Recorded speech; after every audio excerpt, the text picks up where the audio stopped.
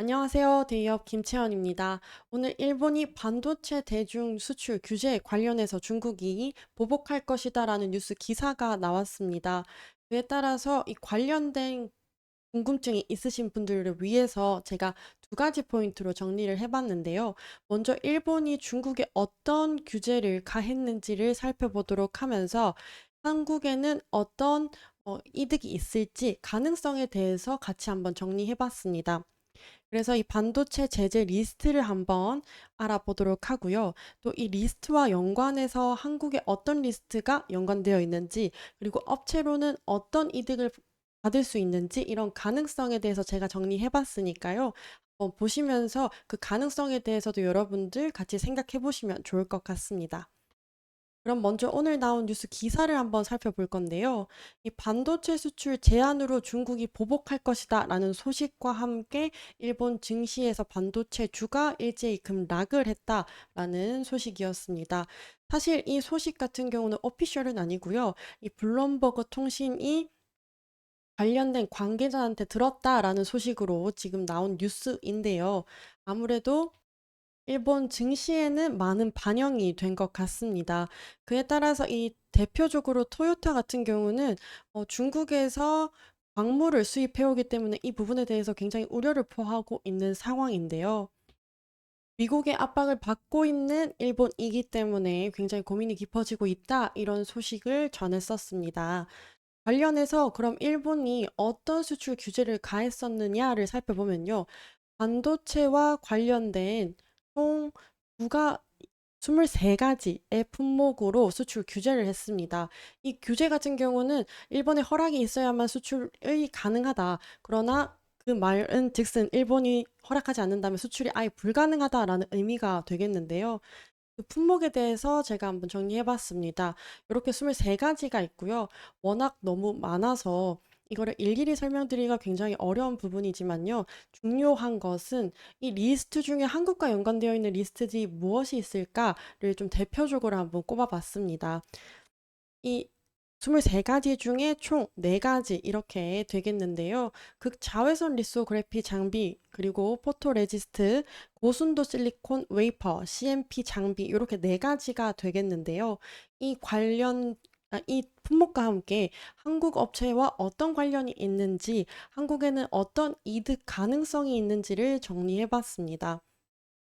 물론 이 가능성이 무조건적인 것은 또 아니고요. 아무래도 이득보다도 불이익도 받을 수 있는 부분들이 있겠지만 일단 가능성에 대해서 한번 정리를 해봤으니까 같이 한번 생각해 봐 주시면 좋을 것 같습니다.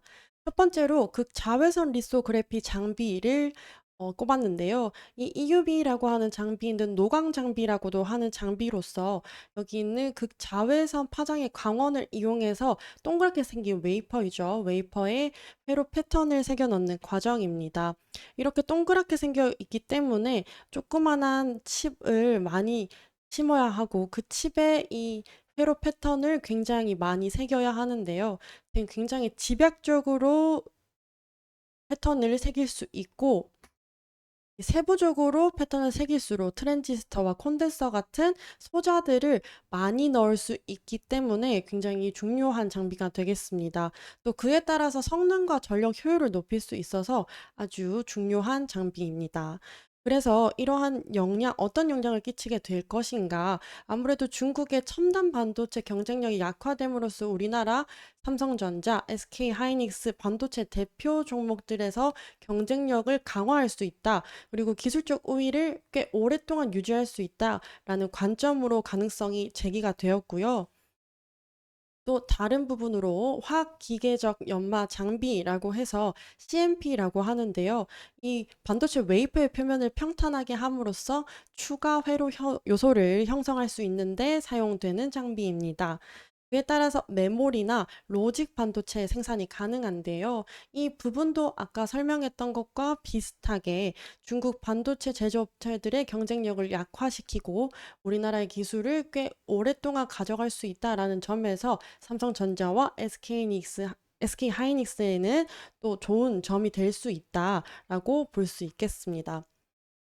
또 세 번째 이 포토 레지스트입니다. 이 부분도 꽤 많이 들어보셨을 거라 생각이 되는데요. 이 포토레지스트는 재료인데요. 빛에 반응하여 화학 반응을 일으키는 재료입니다. 액체 재료이고요. 아까 처음에 말씀드렸던 이 리소그래피 공정 필수 재료로 손꼽히고 있습니다. 그림에 보시면 이 음각으로도 사용이 가능하고 이렇게 양각으로도 사용이 가능한데요. 이 시장 점유율의 확대를 기회 높여주고 이거 한국 기업의 가격 경쟁력을 강화시킬 수 있다라는 점에서 이득이 될 수 있다라고 보여지고 있습니다. 이거는 여담으로 또 추가로 해보면 포토레지스트 같은 경우는 2019년 일본이 우리나라에도 수출 규제를 하는 품목 중 하나로 꼽혀 있던 품목인데요.